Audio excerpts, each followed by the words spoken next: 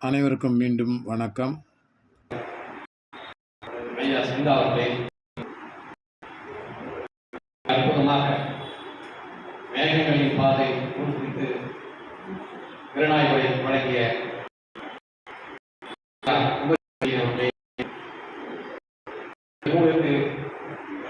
மிக அணிமுறையை வழங்கியிருக்கின்ற கவிஞர் சொந்தபாரதி அவர்களே, இங்கே இந்த இனிய நிகழ்வை ஒளிப்பதிவாக்கிக் கொண்டிருக்கிற நண்பர் முப்பரிமாண கவிஞர் மோகன் அவர்களே, இங்கே இந்த காவிய கர்த்தாக்கள் 13 பேரில் ஒருவராக இருக்கின்ற கவிஞர் ரவிதாசன் அவர்களே, அன்பிற்குரிய பெரியவர்களே, ஆண்டவர்களே, சான்றோர்களே, சகோதரிகளே, உங்கள் அனைவருக்கும் எனது இனிய மாலை வணக்கம். நேரம் ஆகிவிட்ட காரணத்தால் நான் மிக சுருக்கமாகவே என்னுடைய உரையை இந்த 13 பேர் என்று நீட்டாமல் ஆதியில் அல்லது தொடக்கத்தில் எழுதப்பட்டுள்ள பாவேந்தர் பாரதிதாசன் மட்டும் 13ஆவதாக எழுதப்பட்டிருக்கிற ரவிதாசன் குறித்து மட்டும் சில சொற்களை சொல்லிவிட்டு நான் என்னுடைய உரையை கொண்டிருக்கிறேன். ஒரு திறனாய்வு என்பது என்ன? நான் முதலிலேயே சொல்லிவிடுகிறேன், எவ்வளவு சிறந்த திறனாய்வு என்றாலும் கூட அது எந்த ஒரு படைப்பையும் மிஞ்சியதல்ல. படைப்பு தான் மேன்மை மிக்கது, படைப்பு தான் மூலநூல், படைப்பாளர் தான் கொண்டாடப்பட வேண்டியவன். அப்படி கொண்டாடப்பட வேண்டிய படைப்பாளனை வாசகரிடம் சரியான முறையில் எடுத்துச் செல்வோம் திறனாய்வு. ஆனால் மிகச்சிறந்த படைப்பாளர்கள் கூட தங்கள் படைப்புகள் திறனாய்வு செய்யப்படவில்லையே என்று ஏக்கம் இருந்திருக்கிறது என்பது வரலாறு. நான் உதாரணத்திற்கு பாவேந்தர் பாரதிதாசன் அவர்களை சொல்கிறேன். புரட்சி கவிஞர் பாரதிதாசன் அவரை போல் 2000 ஆண்டு காலத்தில் மிக அதிகமாக கொண்டாடப்பட்ட கவிஞர் இல்லை. பாரதியார் பாரதிதாசனுக்கு குரு என்று சொன்னாலும் கூட பாரதியார் அவருடைய வாழ்நாளத்திலே மிக அதிகமாக கொண்டாடப்படவில்லை. அவருடைய புகழ் வெளிச்சம் அவர் இறந்த பிறகு, அவர் மறைந்த பிறகுதான் அவருடைய உண்மையான திறன் என்ன, அவருடைய தகுதி என்ன, அவர் எத்தகைய மேன்மையுடைய மனிதர் என்று உலகத்திற்கு தெரிய வந்தது. ஆனால் புரட்சி கவிஞர் பாரதிதாசன் தான் வாழும் காலத்திலேயே ஒரு மிகப்பெரிய இயக்கத்தை வழிநடத்தி செல்கிற ஒரு சிந்தனையாளராக, ஒரு கருத்து முதல்வாதியாக இருந்தார். அது மட்டுமல்ல, ஒரு செயல் தலைவராக இருந்தார். திராவிட இயக்கம் என்பது அவருடைய காலகட்டத்திலே வளர்ந்தது, அவரை வளர்த்தது. அவர் திராவிட இயக்கத்தை வளர்த்தார். திராவிட இயக்கம் என்பது தமிழகம் முழுக்க மிகப்பெரிய மாற்றத்தை, மிகப்பெரிய விழிப்புணர்ச்சியை, மிகப்பெரிய எழுச்சியை ஏற்படுத்தியது. அப்படி அவர் எழுச்சியை ஏற்படுத்திய காரணத்தால் திராவிட இயக்க பேச்சாளர்கள் எல்லோருமே அவரை கொண்டாடினார்கள். அவருடைய கவிதையை சொல்லிவிட்டு தான் தன்னுடைய மேடை உரையை ஆற்றுவது என்கிற ஒரு மரபு இருந்தது. நான் இங்கே நினைவுபடுத்த வந்தேன், பாவேந்தர் பாரதிதாசன் அவர்களுக்கு விடுதலைக்கு முன்பாகவே பேரறிஞர் அண்ணா அவர்கள் 25,000 ரூபாயை, இந்திய விடுதலைக்கு முன்னாலேயே 25,000 ரூபாயை பச்சையப்பன் கல்லூரியை கொடுத்த நிகழ்வு உங்களுக்கு எல்லாம் தெரியும். அந்த காலத்திலே அந்த தொகை என்பது மிக சாதாரண தொகை அல்ல, அப்படிப்பட்ட ஒரு பெரும் தொகை. அப்படி கொண்டாடப்பட்ட ஒரு கவிஞர், அந்த கவிஞர் அவருடைய பாடல்கள் எல்லாம் பேச்சாளர்களால் மேடையிலே சொல்லப்படுகிறது. அவருடைய கவிதைகள் வழியாகத்தான் மற்ற கவிஞர்கள் எல்லாம் எழுதுகிறார்கள். அவரைத்தான் தன்னுடைய நாடாசிரியராக இங்கே அன்றைக்கு இருந்த எழுத்தாளர்களும் சிந்தனையாளர்களும் கவிஞர்களும் எண்ணிக்கொண்டார்கள். அப்படியான பாரதிதாசன் அவருடைய இறுதி காலத்திலே அவர் உடல்நிலை சரியில்லாமல் அவர் பொது மருத்துவமனைக்கு சென்றிருக்கிறார். பொது மருத்துவமனையில் அங்கே அவர் மகிழ்ச்சியிலே சென்று இறங்கும் போது அங்கே வணக்கத்துக்குரிய பெரியவர் ஆசா ஞானசம்பந்தம் அவர்கள் அங்கே நின்று கொண்டிருக்கிறார். ஆசானா அவர்கள் நமக்கெல்லாம் தெரியும், ஆசானா மிகச்சிறந்த தமிழர்கள், மிகப்பெரிய பேராசிரியர், மிக அற்புதமான திறனாய்வாளர்.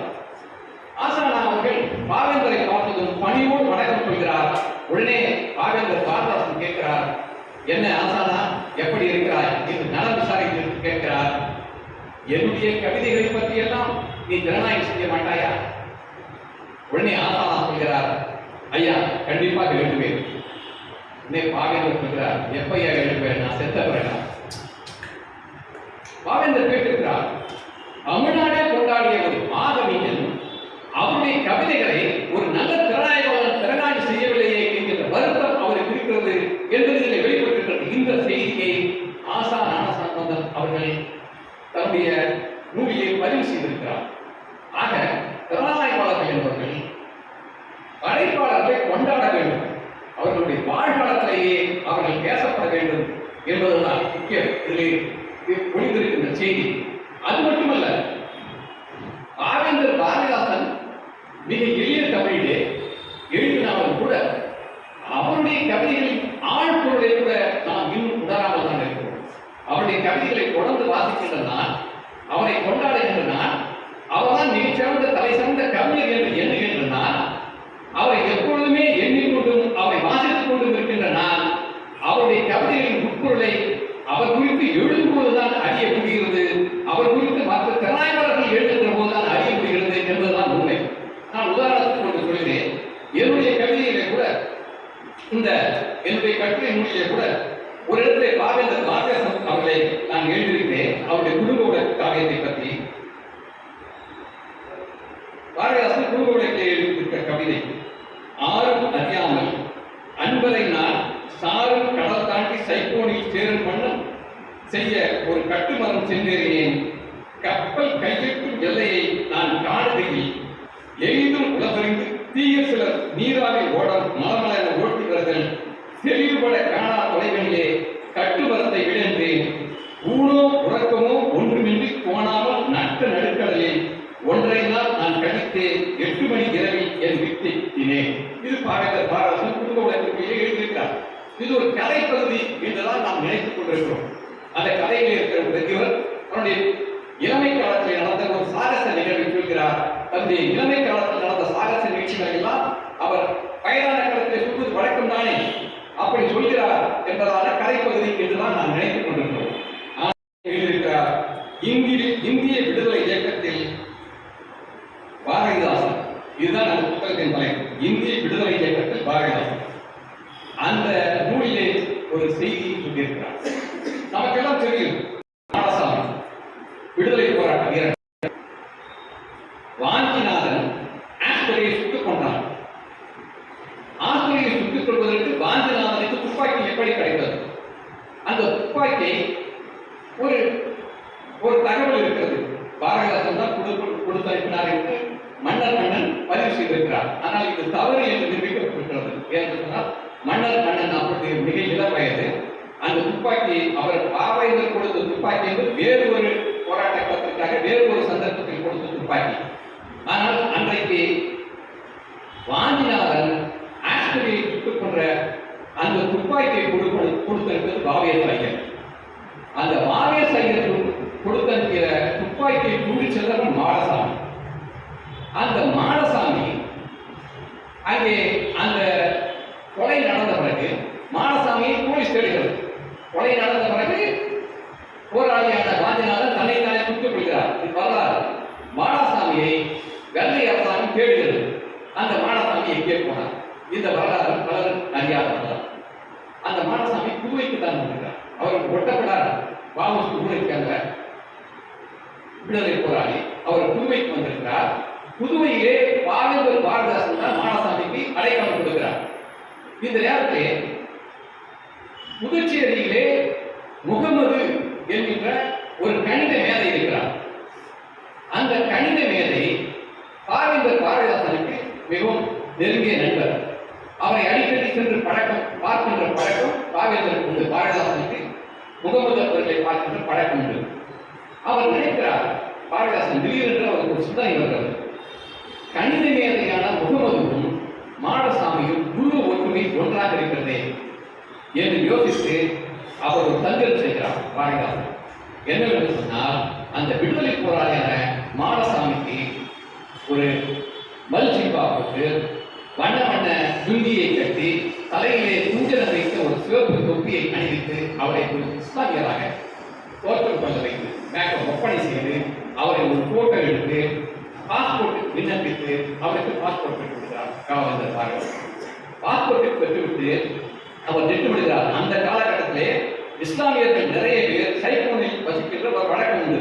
எனவே அந்த முகமது என்ற பெயரிலே மாடசாமியை சைபோனுக்கு கடத்தி செல்வதற்காக திட்டமிட்டு பாவேந்தர் பாரதிதாசன் அவரை சைபோன் கப்பலில் ஏற்றி விடுகிறார். அப்படி ஏற்றி செல்வதற்காகத்தான் கட்டுமக்களை நடுக்கடலில் ஏற்றி சென்று அந்த கப்பலில் ஏற்றினார் என்பது வரலாற்று செய்தி.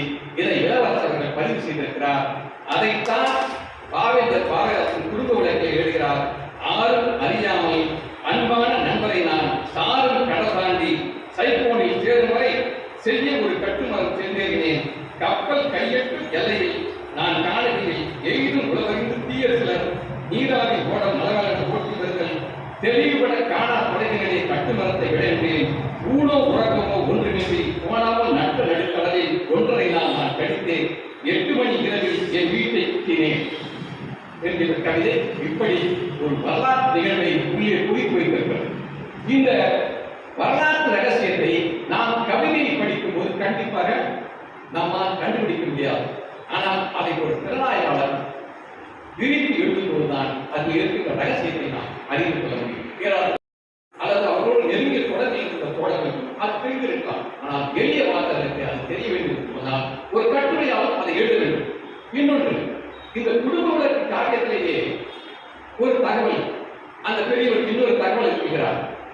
புதுச்சேரியிலிருந்து பாவை கொண்டு சென்று சென்னையிலே ஒப்படைத்து அங்கே ஒரு சண்டை நடக்கிறது என்கிற காட்சியை இருக்கிறார். நான் தப்பித்து ஓடி வந்தேன், குதித்து வந்தேன் என்று சொல்கிறார். இதை நான் படிக்கும்போது பாவை என்று பாரதிதாசன் எழுதியிருக்கிறார் என்று சொல்லும்போது நான் எப்படி புரிந்து கொண்டிருந்தால், பாடல் அடங்கிய ஏட்டுச்சோடியை கொண்டு சென்று சென்னையிலே ஒப்படைத்தார் என்றுதான் நான் புரிந்து கொண்டேன்.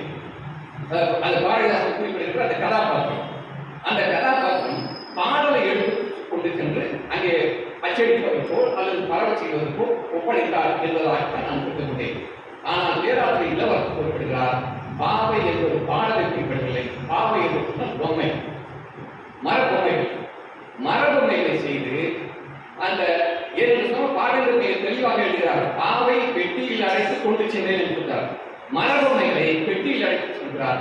அந்த பெட்டிக்குள்ளே இருந்து 1000 துப்பாக்கிகள், அப்படி துப்பாக்கிகளை கடத்துகின்ற வேலையை அவர் செய்திருக்கிறார் என்பதாக தகவல் இருக்கிறது. இதை இப்பொழுது பாவேந்தர் பாரதிதாசன் என்னவெல்லாம் செய்திருக்கிறார் என்பதை இன்னும் கூட தமிழகம் அறிந்து கொள்ளவில்லை.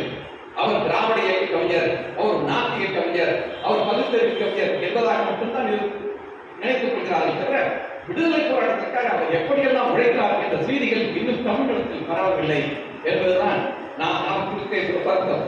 பாவேந்தர் பாரதிதாசன் அவர்களே விடுதலை போராட்ட வீரர்களை பற்றி பட்டியலிட்டு ஒரு கவிதை எழுதியிருக்கிறார். வாமுசி, வாஞ்சி, வாவேசு, பாரதி போன்ற புரட்சியாளர்கள், மானமிகுந்த வாழ்வினர், திலகர், காந்தி, பகத்சிங், சரோஜினி குடும்பம், அடுத்தவர்கள் தான் ரொம்ப முக்கியம், ஈவேரா, சிங்காரவேலனார், ஜீவா, இன்னும் உயிரை என்ன கடமையர், 1000 பேரை அழித்து பெற்ற விடுதலை. ஆக ஒரு மிகச்சிறந்த விடுதலை வீரராக போராளியாக திகழ்ந்திருக்கிறார் பாரதிதாசன். உண்மையை அவருடைய படைப்புகளை அறிவதன் மூலமாகத்தான் நாம் அறிந்து கொள்ள முடியும். அடுத்து பார்த்தோம் என்று சொன்னால் ஐயா புகழ்ச்சியை மிக அற்புதமாக குறிப்பிட்டார்கள். இந்த படைப்பாளர்கள் எல்லாம் மிகப்பெரிய பிரபலமான படைப்பாளர்களை பற்றித்தான் திறனாய்வாளர்களுக்கு எழுதுகின்ற வழக்கம் உண்டு. மிகப்பெரிய அளவிலே புகழடையாத படைப்பாளர்களை கூட எழுதுகின்ற ஒரு பெரும் இந்த திறனாய்வாளர் வாய்ப்பு சொல்லியிருக்கிறார். அதற்காக நான் அவருக்கு மிகப்பெரிய ஒரு பழக்கத்தை கற்பித்துக் கொள்ள விரும்புகிறேன். இங்கே பார்த்தோம் என்று சொன்னால் பாவேந்தரின் குடும்ப விளக்கு, கவிஞர் வாணிதாசனின் தமிழச்சி காவியம், கவிஞர் குடியரசனின் பூங்குடி, ஊமை கவிஞர் சுகதாவின் வண்டிய வீரன், கவிஞர் தமிழொழியின் வீராயி, கவியரசர் கண்ணதாசனின் மாங்கனி, கவிஞர் முருகசுந்தரத்தின் கண்ணீர் தவம், அறிஞர் திருமித்திரனின் ஐயை, கவிஞர் சிங்கார சடையப்பனின் உயிர்காதல், புலவர் பொன்னரசனின் வேற்படா, கவிஞர் வேணு குலசேகரனின் போர்வானும் வீரங்கியில், கவிஞர் இளமாறனின் பூங்குழலி, கவிஞர் ரவிதாசனின் மாமேதை காவியம் ஆக 13 காவியங்கள் எழுதப்பட்டிருக்கின்றன. இதிலே முதலாவதாக எழுதப்பட்டிருக்கிற பாவேந்தரை நான் பார்த்ததில்லை. அடுத்து கவிஞர் வாணிதாசன், அவரையும் நான் பார்த்ததில்லை. ஆனால் கவியரசர் சந்தித்திருக்கிறேன். அவரிடம் நான் உரையாடுகிறேன். அது ஒரு சுவாரஸ்யமான சம்பவம். அதை நான் இன்னொரு மேடைகளில் வாய்ப்பு கிடைக்கும் போது இருக்கிறேன் என்பதும் நீண்ட சம்பவம் அது. அடுத்து ஊமை கவிஞர் புரதா, அவரோடு பல மேடைகளிலே நான் உரையாற்ற வாய்ப்பை பெற்றிருக்கிறேன். கவிஞர் தமிழொழி, அவரை நான் பார்த்ததில்லை. அவர் மிக இளமை காலத்திலே இறந்துள்ளார். கவியரசர் கண்ணதாசன், அவருடைய மேடை உரையை பெற்றிருக்கிறேன். முருகு சுந்தரம், அவரை நான் பார்த்ததில்லை. அறிஞர் பெருந்திரனார், அவருடைய மேடை உரையை கேட்டிருக்கிறேன். ஆனால் அவரிடம் பழகியதில்லை. கவிஞர் சிங்கார சடையப்படி இருக்காது. சிங்கார சடையப்பன் ஐயாவோடு பல மேடைகளிலே உரையாற்றுகின்ற வாய்ப்பு எனக்கு கிடைத்திருக்கிறது. புலவர் பொன்னரசன், அதே போல பொன்னரசன் அவர்களின் பட்டிமன்றங்களிலே பேசுகின்ற அந்த வாய்ப்பு எனக்கு கிடைத்திருக்கிறது. வேணு குணசேகர், அவர் கவிஞர் சொன்னதாக எனக்கு ஒரு நெருங்கிய தோழராக மாறி அவரோடு பல்லாண்டு காலம் உறவாடுகின்ற ஒரு பழக்கம் ஏற்பட்டது. எனக்கு இருக்கின்ற வருத்தம் எல்லாம் இந்த அவருடைய காவியம் குறித்த ஒரு கட்டுரை இந்த நூலிலே இடம்பெற்றிருப்பதை அவர் அறிந்திருந்தாலும் கூட இந்த நூல் வெளிவருவதற்கு முன்னாலேயே அவர் கண்மறைந்து விட்டார் என்பது ஒரு மிகப்பெரிய வருத்தத்திற்குரிய செய்தி. அடுத்து கவிஞர் இளமாறன், அவருடைய அமைப்பிலே நான் உரையாற்றியிருக்கிறேன். அடுத்து கவிஞர் ரவிதாசன், என்னோடு போல் என்று நம்முடைய கவிப்பேரசு அருமையார் அவருடைய வாசலைகளை வளர்த்த தோழர்கள் நாங்கள் இருவரும் ஒரு சாலை மாணாக்கர். இதை நான் இப்பொழுது ஒரு வாசகனாக, ஒரு எழுத்தாளராக இல்லாமல் ஒரு வாசகனாக இந்த நூலை மறுபடியும் வாசித்து பார்க்கும்போது கவிஞர் இளமாறன் குறித்தும் கவிஞர் ரவிதாசன் குறித்தும் எழுதியிருக்கின்ற கட்டுரைகளிலே என்னுடைய மொழி மிகவும் அழகாக அமைந்திருக்கிறது என்று நான் எதிர்க்கிறேன். அதை சொல்வதற்கு நான் தயங்கவில்லை. இந்த ஒரு முக்கியமான கவிஞர் ரவிதாசன் அவர்களுடைய மாமேதை காவியத்திலே குமரிச்செல்லினர் சிறப்பான பகுதிகள் எல்லாம் கொண்டு காட்டினார். அது மாமேதை காவியத்திலே மிக சிறப்பான அம்சம் என்னவென்று சொன்னால், அம்பேத்கர் அவர்களை ரவிதாசன் நதிமகன் என்று கொண்டாடுகிறார்.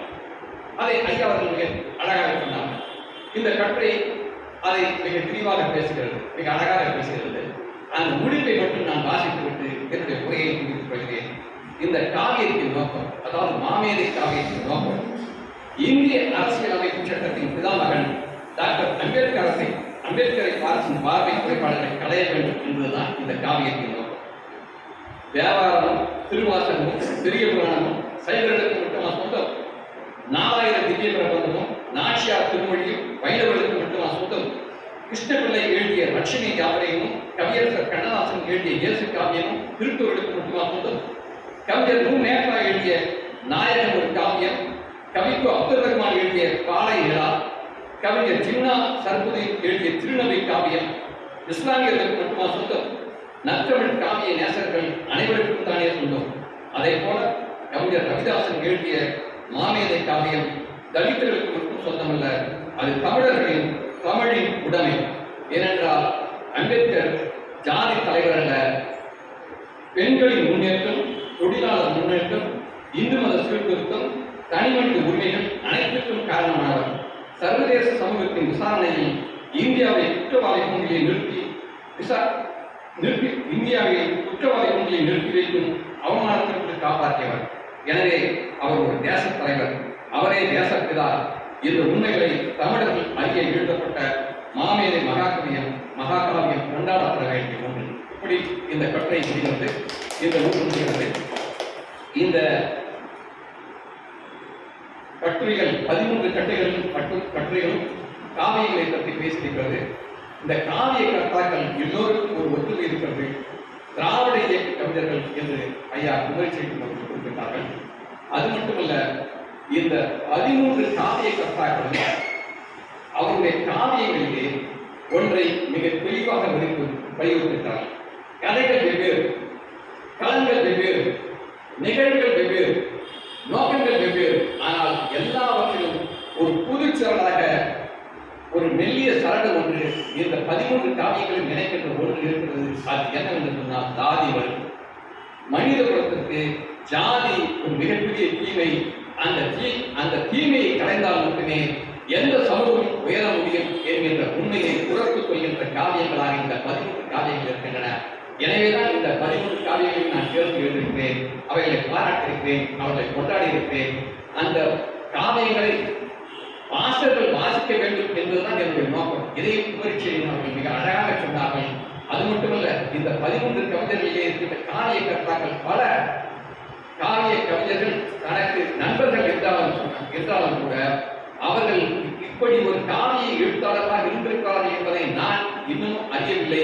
இந்த நூலை படித்ததன் மூலமாகத்தான் நான் அறிந்தேன் என்று இங்கே குமரிசேகரன் அவர்கள் சொன்னார் என்று சொன்னால், இப்படி சொல்வதற்கு அவருக்கு ஒரு மிகப்பெரிய விசாலமான பெருந்தன்மையும் உணவும் ஒரு நல்ல சிந்தனை இருந்திருந்தால் மட்டும்தான் இப்படி சொல்ல முடியும். இது எந்தவித அகந்தையும் இல்லாமல், எந்தவித ஒரு தயக்கமும் இல்லாமல் இப்படி வெளிப்படையாக ஒப்புக்கொள்பவர்கள் மிக குறைவு.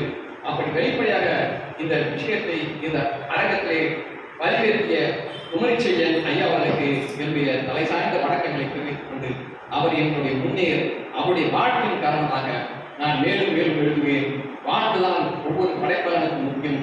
எனவே வாழ்த்துவோம், வாழ்த்துக்கள் என்று சொல்லி வாழ்த்துக்கு நன்றி கூறி விடைகின்றேன். நன்றி, வணக்கம்.